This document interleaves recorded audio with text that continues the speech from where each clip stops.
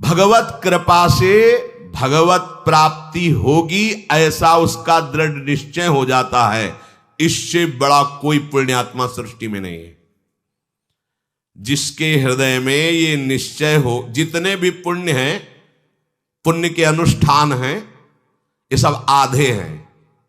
पूरा पुण्य क्या होता है? मुझे इसी जन्म में भगवत प्राप्ति करनी, इस बात से बढ़कर कोई पुण्य ही नहीं है, कोई तीर्थ नहीं महान। इससे बढ़कर जे ही ये लक्ष्य आएगा, सारे पाप नष्ट होना प्रारंभ हो जाएंगे। जितने तीर्थों का अवगाहन दान पुण्य है, वो सब आधा पुण्य है। पूर्ण पुण्य क्या है? सबसे बड़ा सुकृत क्या है? भगवान का आश्रय लेकर भगवत भजन करते हुए भगवत प्राप्ति करना। इससे बड़ा कोई सुकृत नहीं है। संसार में जितने भी हैं सब आधे पाप हैं। पूरा पाप क्या है? भगवान से विमुख होकर अपने को भगवान के मार्ग में ना लाकर संसार के मार्ग में लगाना, ये पूरा पाप।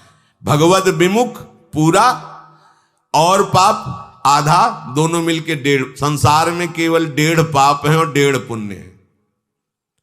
प्रभु के सन्मुख होकर भगवत प्राप्ति का उपाय करते हुए आगे बढ़ना सबसे बड़ा पुण्य। प्रभु से विमुख होकर संसार के भोगों को भोगना सबसे बड़ा पाप।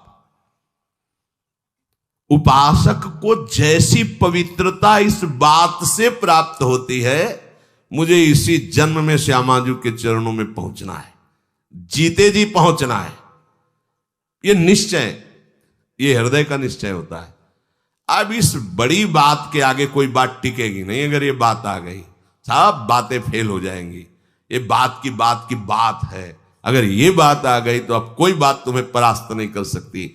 जहां राधा चरणारविंद की प्राप्ति की बात आई, वहां कोई बाधा प्रवेश ही नहीं कर सकती। एक तरफ प्रभु की तरफ चलने का निश्चय और दूसरी तरफ जितनी भी क्रियाएं हैं वो सब अपने प्रभु के लिए पूरा हो गया। अब इससे बड़ा कोई पवित्र नहीं, इससे बड़ा कोई अनुष्ठान नहीं, इससे बड़ा कोई ज्ञान नहीं।